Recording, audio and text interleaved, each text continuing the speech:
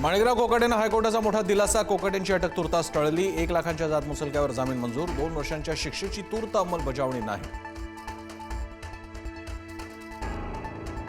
कोकाटेंच्या आमदारकीचा निर्णय विधानसभा अध्यक्षांच्या हातात. हायकोर्टानं दिलेल्या निकालाची प्रत वाचून आमदारकीबाबत विधिमंडळ निर्णय घेणार.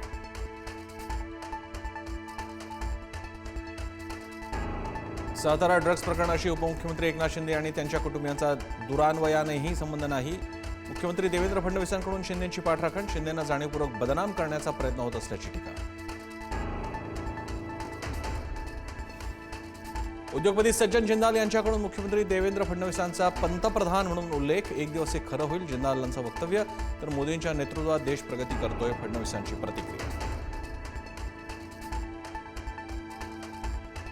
मुंबई महापालिका निवडणुकीत 227 जागा लढवण्यासाठी शिवसेना नेत्यांचा एकनाथ शिंदेंवर दबाव असल्याची माहिती. सन्मानजनक जागा न मिळाल्यास मुंबईमध्ये 16वर 227 जागा लढवण्याची मागणी.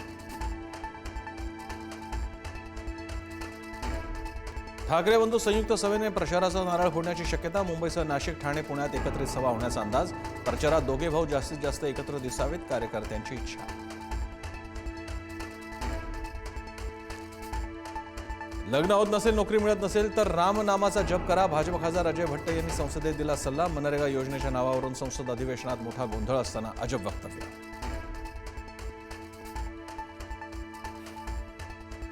त्रिनिदाद टोबॅगो या ठिकाणी उभारणार मिनी अयोध्या. कॅरिबियन देशातलं मंदिर परदेशात भाविकांचं होणार आकर्षण केंद्र.